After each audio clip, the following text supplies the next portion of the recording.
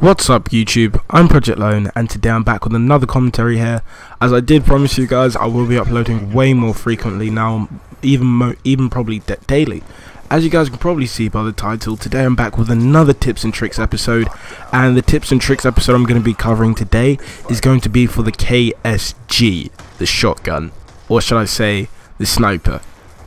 Anyway, you guys, not a lot of people love to use the KSG because many people say it's inaccurate, it's a shit weapon, it's not really good, and like criticize it a lot and saying when they use it they get no kills, when other people use it they just go ham on it. That is actually quite true. KSG is one of those guns where you're gonna have to know how to use, so it's like a really hard weapon to use. But the thing is, if you want to use the KSG, I do recommend you to go on combat training. This is actually how I learned to use the KSG. Go on the KSG, put on regular, try and practice with the gun, get used to it and get used to the way it functions.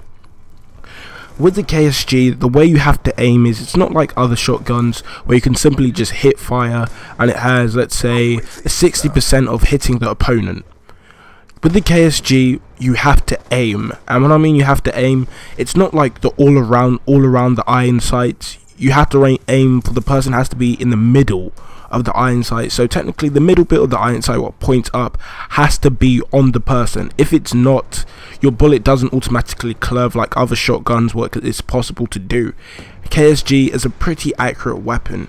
It is a long range shotgun, so if we're talking about long range shotguns and you really want to use it, or if you're going against snipers at long range, I do recommend you to use the KSG. It is a beast. It can top someone who's like a bloody mile away and it is perfect. So the attachments I'll recommend you to use on the KSG would be, for first attachments, I would recommend lightweight for sure, for moving around faster. And if you want like extra like an extra first greed, I would recommend lightweight and flak jacket. So flak jacket is, so if someone throws an explosive or a small or C4, they will just get a hit marker, you won't die. So I'll say lightweight and flat jacket, or if not just lightweight. For second perk, I would recommend toughness. Toughness is the fact that when you get shot you don't flinch, so you have more of a chance of winning those gun battles, and it gives an even ratio of you winning those gun battles. And with the KSG, it is one of those snipers you're going to have to wait till you actually scope in, then it's done. It's going to be chitty bang bang. Or you can, if you're talking about second perk, you can either use toughness or you can use fast hands if you really want to.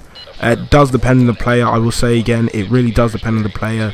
It's what you use to and what you enjoy, what perk you enjoy using and what perk works for you. For third perk, there is no doubt I'm going to say extreme conditioning. You guys must be thinking, why not dexterity? Dexterity is a good weapon, but the thing is, with with the KSG, you need that time to aim in or it's going to be less accurate. So I don't recommend dexterity, and with the KSG you have to like reach the enemy before they reach you, so you're more at advantage. So I would recommend extreme conditioning. If you really do want to use dexterity, I would recommend you to use perk 3 greed and have dexterity and extreme conditioning on it. That would work perfectly. For secondaries, I would always recommend you to have a secondary on the KSG, because with the accuracy you never know when it's going to hit or when it's not going to hit. But as you guys can probably see in this gameplay, I have gone ham with the KSG. I only missed, let's say, a few shots off target, but the second round didn't go to my way. So I would recommend either the Cap 40, the B23 if you do have like a really fast trigger finger.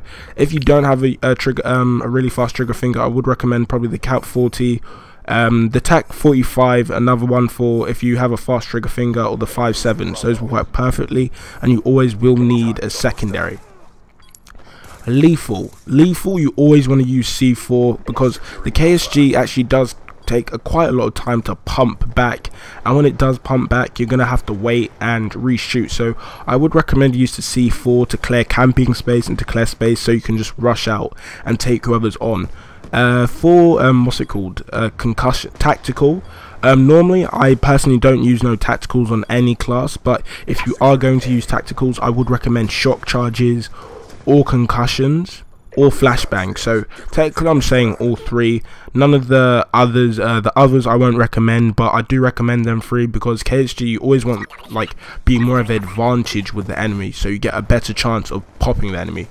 For kill streaks, I would recommend, as you guys can probably see, I'm using really high kill streaks in this game because I was really confident. I was using Warthog, Dogs and Swarm.